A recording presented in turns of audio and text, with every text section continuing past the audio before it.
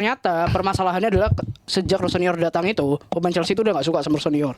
Mereka ngelihat dari CV-nya, ini pelatih apaan nih? Pelatih kok CV-nya Hull City, Derby County, terakhir Strasbourg.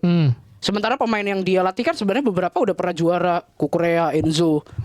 Ya lu sebenarnya gue tuh merasa ada sedikit keanehan tuh sejak dari Enzo Fernandez yang interview. Dalam sebulan itu ada interview Enzo Fernandez, Kukurea, dan Palmer. Gue ngerasa kayaknya ini ada ya something wrong nih. Kok sampai ada 3 pemain punya interview sendiri gitu.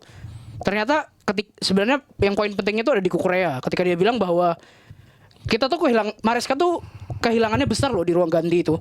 Ternyata itu tuh masih keterusan sampai sekarang. Dan sejak si Rossoneri datang pun ternyata pemain tuh gak ada yang percaya sama dia. Pertama dari CV-nya itu.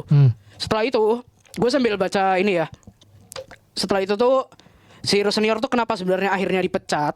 Karena dia itu pada awalnya di 6 minggu pertamanya dia melatih, dia itu masih pakai taktiknya Maresca. Dia beneran nge-tweak dikit-dikit doang gitu. Sampai di mana Chelsea itu akhirnya punya midweek yang kosong.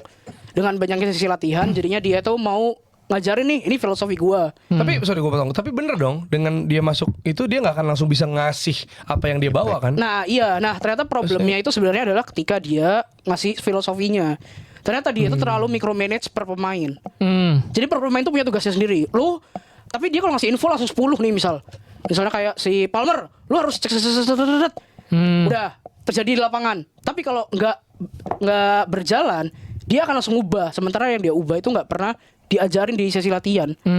Jadi saat itu juga pemain harus bingung lah gitu. Itu pertama, justnya dia jeleknya di situ. Kemudian adalah he doesn't have time. Iya. Sebenarnya banyak pemain yang merasa bahwa dia itu terlalu memaksakan taktiknya dan lebih menitik beratkan tugas ke beberapa pemain. Kayak kalau dari yang Ordal tuh dia bilang contoh adalah ketika waktu PSG si Rossoneri mainin Mamadou Sarr di bek kanan.